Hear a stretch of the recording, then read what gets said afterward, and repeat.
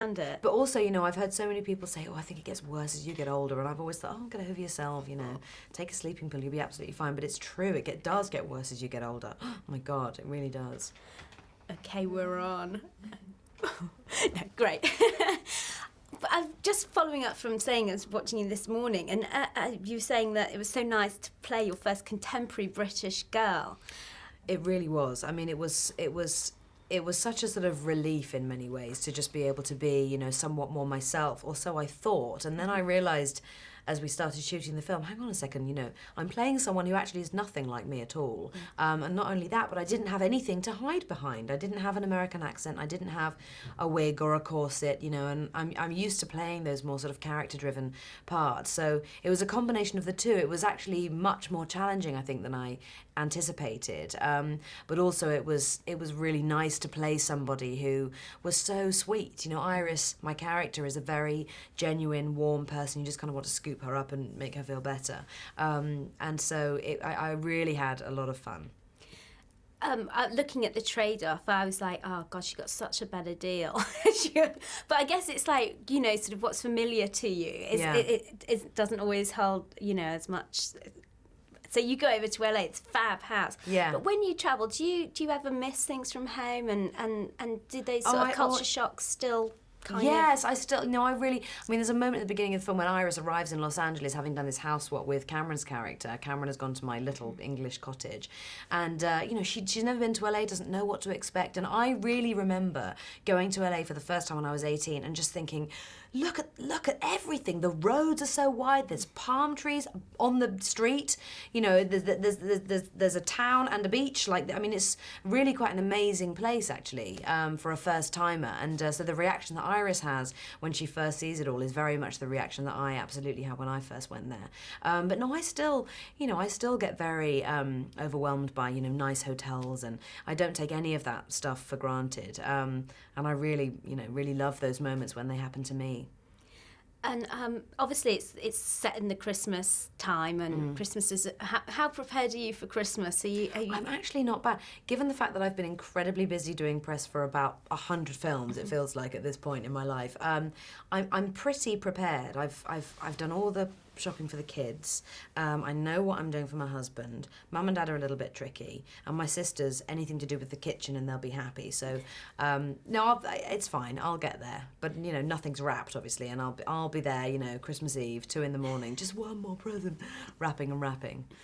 Glad to hear someone's the same as me. Oh, exactly the same. Yeah, but absolutely. It's not the same if you're, you know what I mean. But I guess that reflects kind of who I am in life anyway. It's always last minute. It's always last minute. Yeah. But your character, she's not been too lucky in love, has she? And, no, I know. But what is it about Jack Black's character that you think that allows her to sort of find herself? Because there's that great line about, you know, you're playing the best friend, but you're actually... Yes, yeah. Are you the leading lady or the best friend? And, you know, Iris is the best friend, and I think a lot of women would consider themselves to be the best friend character as opposed to the leading lady. I think it's very hard to think of yourself in life as a leading lady. But Iris does get there, and she does get to that place because of the relationship that she finds with Miles. And I think the thing that she's most attracted to is the fact that she doesn't really realise that it's happening. You know, they become very, very good friends. He really makes her laugh. She feels great when she's in his company. And, you know, then just one day I think she kind of looks at him in a slightly different way and realises, hold on a second, I don't want to lose you. I don't want to ever lose this relationship that we have. And in that moment she goes, well, maybe it is love. And I think that's very real. I think that's very, very honest about, you know, about love in general. You know, that I think you do find true love when you least expect it. And that's what happens to Iris, bless her heart.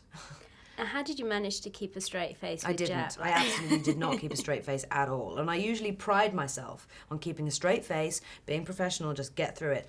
Not possible working with Jack Black. Impossible. And there's a gag reel which is just take after take of me just wetting myself laughing at ridiculous things that Jack would be doing off camera. He would try and willfully, you know, make me do something wrong, make me laugh. It was great. I loved it. Is comedy something that comes naturally to you? Is it somewhere that you're comfortable? I think I became certainly much more comfortable through the course of making the film, but certainly initially, no, I was very nervous about it. You know, I'd think, God, what if I'm not funny, and what if they just think I'm rubbish, and they wish they'd got somebody else to play the part. You know, it's really nerve-wracking. And there is kind of an art to it, you know, which I learned a lot from Jack about. You know, it's a lot to do with timing, but also it's just to do with the script. You know, the script was always so strong and so good, and those sort of funny moments in the film were very much built into these characters and built into this story. And so as long as you just kind of trust in that, then it's the actor's job to just make it as honest as you possibly can. And so I would just try and put my faith in the script and Jack Black, basically. Great. Thank you very much. Thank you. So quickly. It's always a good thing to start the morning off. I can get passionate about that any time of the day. Exactly. How are you doing? I'm great. I'm thinking about shoes. Well, you know, you got to get some shopping in while you're here in London. It's not going to happen, but next time. Brilliant. So, fantastic bit of romantic escapism, which is perfect for the season. I've already got my girlfriends lined up with big buckets of popcorn. You know, we're there. I like it. It must have been great for you to sort of play this role and have a bit of fun, you know. Tell me about your character, and she's fab. Yeah, I think Amanda's just like every other girl. You know what I mean? She just sort of has a certain part of her life together, and she's, you know, aspires to have the rest of it together. She wants, you know, she has the career, she has the job she loves, she's successful, but she hasn't quite figured out how to make the whole love thing work. And it's really because she hasn't yet sort of created the relationship with herself. And, you know, once she sort of realizes that, you know, who she is, the journey is a lot easier. So she finds herself in this picture postcard English village, and it's a bit of a culture shock, to say the least. Yes. I mean, do you ever suffer from that yourself when you're traveling? Do you still get, you know, you sort of... I do. I like it, though. I like sort of being turned upside down, you know. Every once in a while. I travel so much, it's like you get into a rhythm of things, you know, where it all becomes old habit. But I like to have, you know, the unique experience where I just don't know what's going to happen. And she's running away from Christmas a little bit as well, which can be a lonely time if you're on your own. But are you a big Christmas person? Are you ready? It's not long yet. We've only got 3 weeks, haven't we? I just love spending it with family. It's funny because, like, with Amanda, you know, she thinks that she's running away from her life. You know, she's leaving everything behind that's familiar, and you know, she does end up in this place where she has no idea what she's doing, and she is turned upside down, sort of, you know, how does she function in this world? Like, what does she do when she's alone, you know? And that's where she figures out, you know, who she is. That challenge helps her figure out who she is. I mean, I guess sometimes, you know, when you are in a foreign place, and it gives you that space to sort of... How do you maintain your life balance? Because I guess you're always on the go. And what gives you that space to sort of find yourself? I think that it's just a way of life. You just get used to it, you know. But the phone, you always have to call your mom. So how are you doing with your Christmas list? Have you done your shopping? I mean, everything's out of the way, yeah. Everything's done. And what's next for you, really? New year, are you a big sort of New Year's resolution girl? I don't think you should wait for the new year to make a resolution. I think it's something that, you know, I'm in a constant, you know, resolution phase constantly, every day. And are you a big fan of this kind of movie? I mean, I'm always amazed if you find time to go to movies, quite frankly. I love going to the movies. I love going to the theater. I love sitting with a big box of popcorn. It's always done before the trailers are done, isn't it? Just doesn't matter if you've had like a huge meal before you go. You always sit there and eat the entire box of popcorn. What was the question? Sorry, I just got hooked on popcorn. Well, you know, because it's kind of a guilty pleasure to sort of go to these romantic escape. And my girlfriend, she wants to run off with Jack Black for starters. I know, how wonderful is Jack Black? So cute. We're going to all go and sort of have a girls' night out, and I'm going to just sit there and just, you know, enjoy my guilty pleasure of.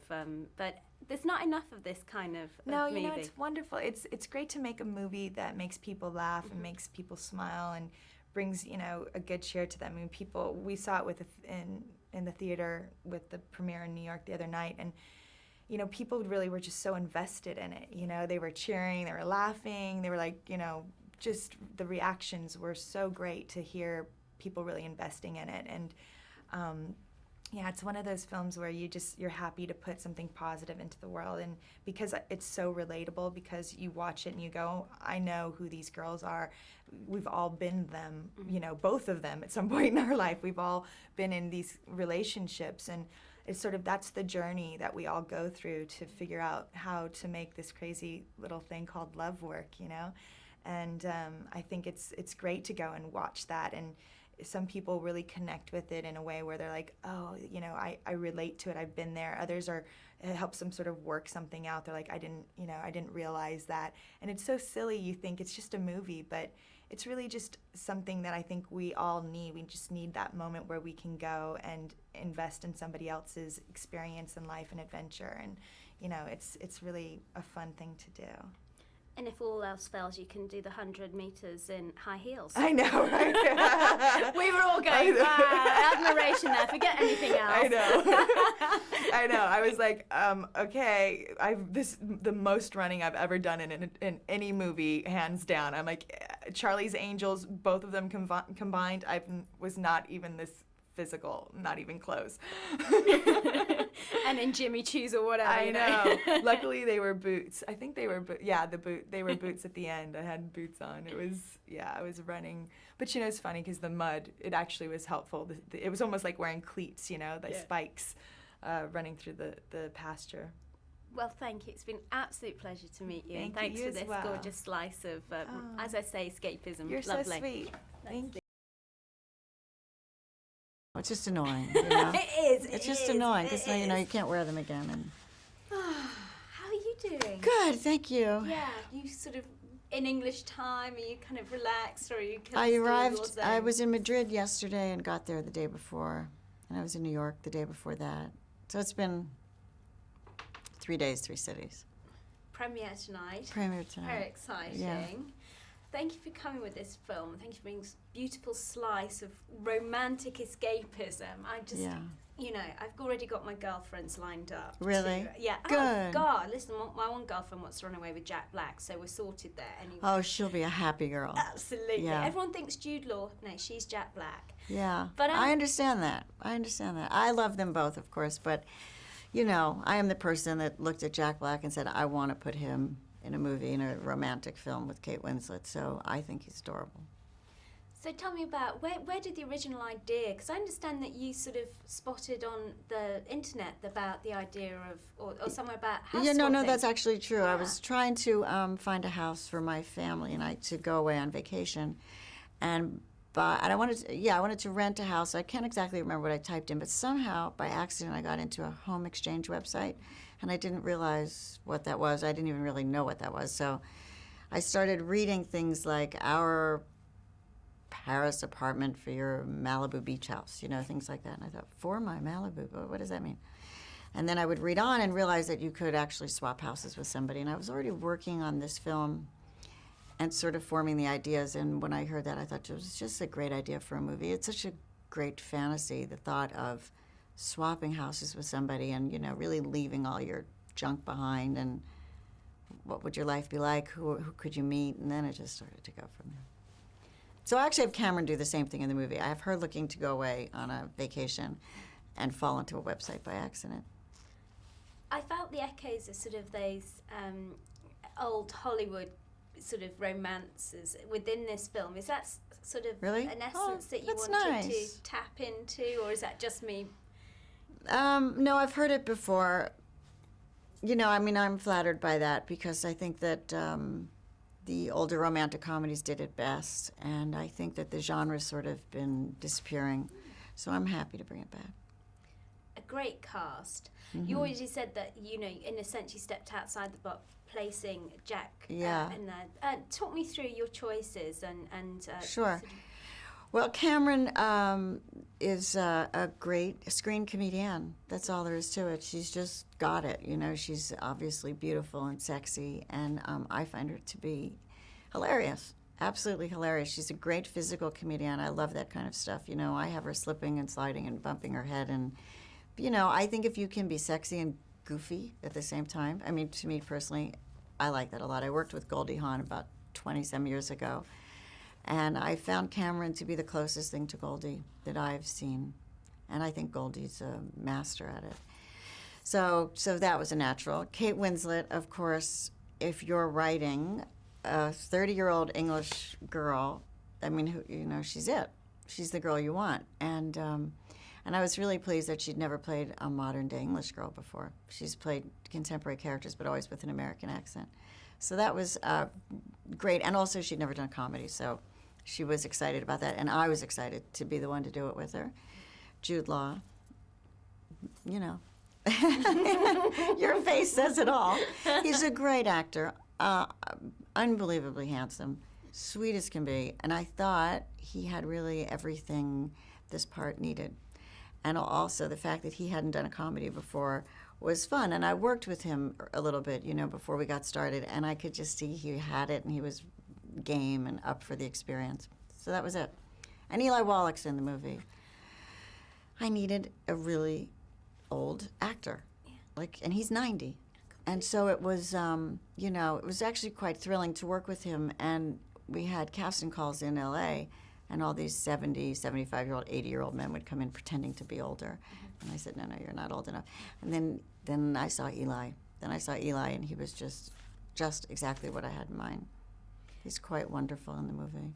And it's great because it does give that generation. Yeah. But I mean, I've already said I know I've got a couple of girlfriends lined up. We're there. You've got us.